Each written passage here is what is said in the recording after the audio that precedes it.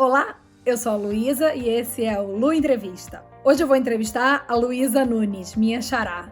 Ela é comissária de bordo e ela tem uma carreira na aviação de 31 anos. É uma história linda que tem um grande apelo emocional para mim também, vocês vão entender por quê. Ela é uma pessoa fantástica. Vocês acreditam que ela fala até coreano e alemão? Fiquem ligados.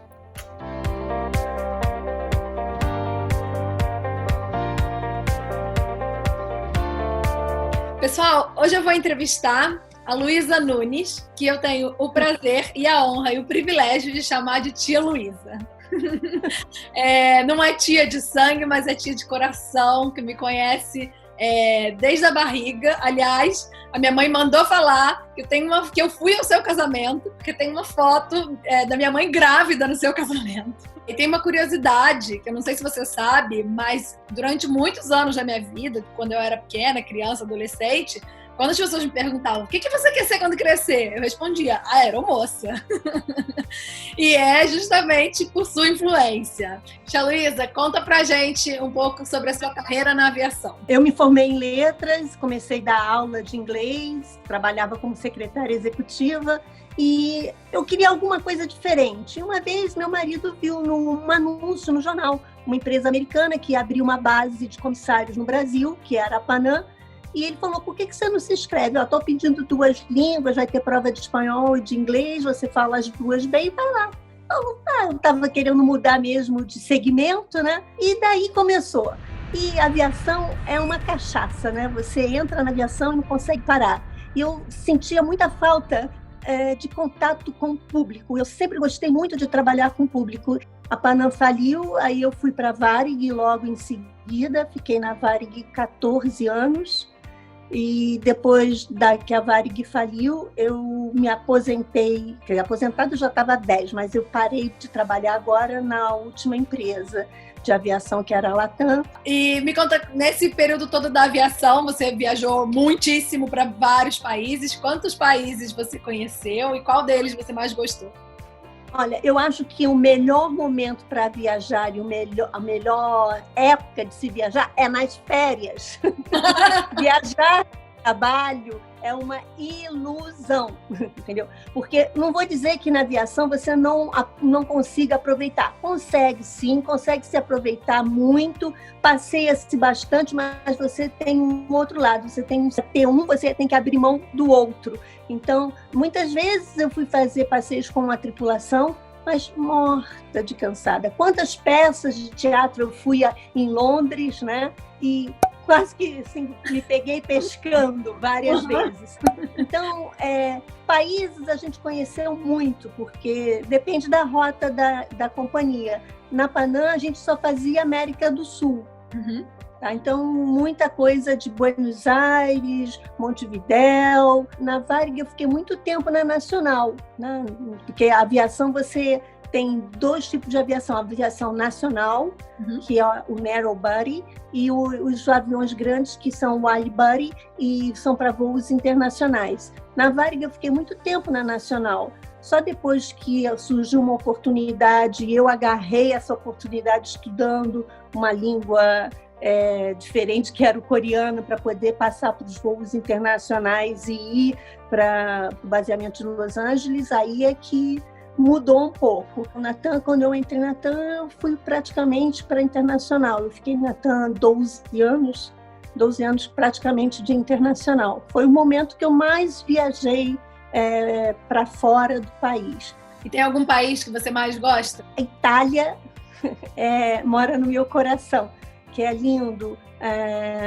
Eu gosto muito dos Estados Unidos também, mais para compras, quem não gosta de comprinha, mas para passear eu adoro a Itália. Acho a Itália um lugar lindo para se conhecer, né? A gente fica numa cidadezinha pequenininha chamada Arona, à beira do Lago Maggiore. Do outro lado é Suíça, perto de é um lugar, e tem transporte de trem muito fácil, é muito legal. Barcelona também é lindo, Madrid, eu também gostava muito. Eu sei que você tem várias histórias engraçadas da aviação, inclusive eu já escutei várias, que eu adoro. Mas tem alguma que seja assim, inesquecível? Eu adorava as crianças, eu ainda sou a perseguinte das criancinhas, né? Eu adorava as criancinhas no avião, e os pais bem que gostavam também, porque, vai com a comissária, eu vou dormir. E para distrair as criancinhas, às vezes a gente tinha que fazer uns brinquedinhos, botava 2 copos com amendoim dentro, fazia um chocalhinho, sabe? Desenhava na mão aqui uma carinha e ficava brincando com ela, boquinha. Eu me lembro uma vez uma história que você contou de um bebê que chorava a noite inteira, que ninguém aguentava mais, a mãe não aguentava mais. E aí teve uma hora que ela veio e falou, toma, segura, porque eu não aguento mais. Era uma brasileira casada com um americano.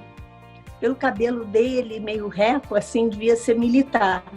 E ela deve ter insistido muito para vir para o Brasil apresentar a criança. E eles compraram o assento que coloca o berço, porque nos aviões tem lugares específicos para colocar o berço.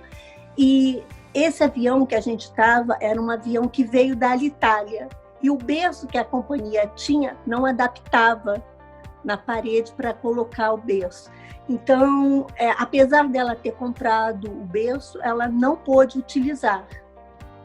Então, a criança tinha que ficar no colo o tempo todo. Ela ia ser reembolsada desse valor, E ela fala, mas não vai dar certo, porque meu neném não dorme no colo, tem que dormir no berço. Me dá o berço que eu coloco no chão. Eu disse, não posso dar o berço que coloca no chão, porque a máscara não chega até o berço, só tem que ficar com a criança no colo. Aí eu acho que o marido estava incomodado com a criança chorando, ela ficou nervosa, ele deve ter reclamado um monte com ela, porque falou, eu falei que eu não queria vir, você que insistiu. Uma hora ela veio com a criança, eu estava comendo, sentada no meu assentozinho lá na galha traseira, ela chegou, jogou a criança em cima da minha comida, caiu o prato, caiu tudo. Aí ela, eu não aguento mais, entrou no banheiro e começou a chorar. Coitada, né? Eu imagino que talvez o maior estresse dela deve ter sido por causa dos passageiros em volta, porque você se sente incomodado, porque você está incomodando os outros, e o marido falando no ouvido. Pelo amor de Deus, ninguém merece, né? Muita gente tem medo de avião, né? Ainda assim, ainda hoje, muita gente tem medo de avião. Eu tenho amigos que têm medo de avião. E também parece que quando acontece algum acidente de avião, todo mundo fica muito imobilizado, todo mundo quer saber, de repente todo mundo se torna engenheiro e sabe detalhes de avião, que você fala, por que você sabe? Todo mundo é piloto. Por que o piloto não fez isso? Por que o piloto não fez aquilo? Exatamente, né? E aí eu tenho 2 perguntas nesse tema. A primeira é se você já passou por alguma emergência dessas, assim, muito emergenciais mesmo, e o que você diz para os passageiros para acalmar se tem alguém muito nervoso no voo. Na hora da turbulência, normalmente é uma turbulência. E você não pode demonstrar pânico, medo ou insegurança, sabe? Uma vez a passageira me chamou e falou assim, escuta, tá saindo um foguinho ali da asa. Eu olhei assim, estava saindo um foguinho mesmo, que não era para sair. Aí eu falei assim, tá, não se prejudique, não se preocupe com isso não, isso é normal acontecer, é assim mesmo. Aí ela olhou para mim assim, mentirosa, você está pálida. Aí eu fui lá, falei para o comandante e tal, ele resolveu, tá? E você já até comentou isso durante a entrevista, mas uma das coisas que eu me lembro assim, de ficar muito admirada quando eu soube e de me servir como motivação é o fato de você ter estudado coreano e depois alemão para poder pegar as rotas melhores e mais legais, internacionais e etc, né, para subir na sua carreira. E eu acho que isso é uma coisa assim, que me motivou muito, e eu penso nessa situação assim, diversas vezes na minha própria carreira, quando eu penso, é tudo tão difícil, etc. Mas se você não fizer o seu próprio esforço, você não correr atrás, as coisas não vão acontecer, né? Eu acho que esse é um exemplo, assim, que eu acho maravilhoso, e eu queria que você falasse um pouco mais sobre isso, sobre você estudar coreano e depois alemão, e se você ainda fala um pouco das 2 línguas. O inglês hoje em dia é básico para você fazer qualquer coisa, né? Espanhol, pela proximidade que a gente está com a América Latina, somos o único país na América Latina que fala português, acho básico, né? Você falar espanhol também. E na aviação, o que aconteceu? O que foi solicitado para as entrevistas foram essas 2 línguas. Dentro da aviação, a Varig ia abrir uma rota para o Japão.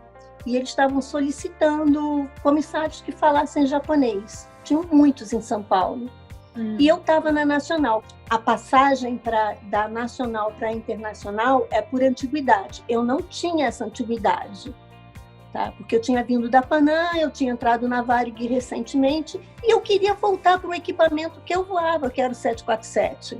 Tá? Na Panam eu sempre voei 747. Na Varig, eu comecei voando 737 e quando o avião veio para a companhia para fazer essa rota, eu queria voltar para esse avião, que é o que eu mais amo. Aí eu falei assim, qual é a oportunidade que eu tenho? Nenhuma, eu vou levar quase 8, 9 anos para passar para lá. Então, eu fui conversar na minha chefia e eles me falaram, olha, a gente está precisando de gente que fale idioma oriental. Que idioma oriental? Japonês? Não, japonês tem muito em São Paulo, chinês ou coreano. Aí eles me falaram que tinham 3 coreanas. Aí eu falei assim, tá bom, então eu vou estudar coreano. E, por sorte, eu encontrei um professor que era coreano, que fez português na Coreia e veio para o Brasil fazer um mestrado.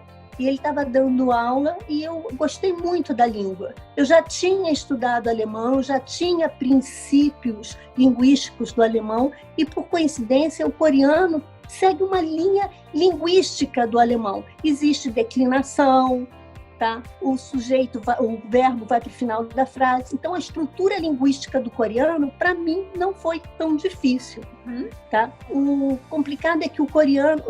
complicado e não é muito complicado, se você comparar com o chinês ou com o japonês, o coreano, a escrita dele é silábica.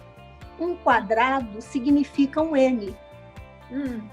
Um quadrado com tracinho embaixo, um pauzinho, é um mu. Então, isso vai ser sempre um mu. Não é diferente do chinês e do japonês, que um símbolo pode significar uma frase, uma letra, uma palavra, são ideogramas, é diferente. O coreano, para minha surpresa, é silábico. Então, sabe, você aprendendo os sinais, sabendo a disposição das vogais com as consoantes e tendo a estrutura já na cabeça, que no caso lembra o alemão, não foi tão difícil. Um passarinho verde veio aqui me perguntar e falou, Luísa, você precisa perguntar isso, que você tem um casamento tão lindo, há quantos anos? 36. 36. Ele sabe melhor do que eu. 36 anos de casados, né? Um casamento lindo, cheio de história. Você acha que o sucesso do seu casamento também é porque você viajou muito? Ele acha que não, mas eu acho que sim. Eu acho que sim. Porque quando eu chegava de voo, às vezes eu tinha 1 ou 2 dias de folga. 3, 4 dias de folga entre um voo e o outro é difícil.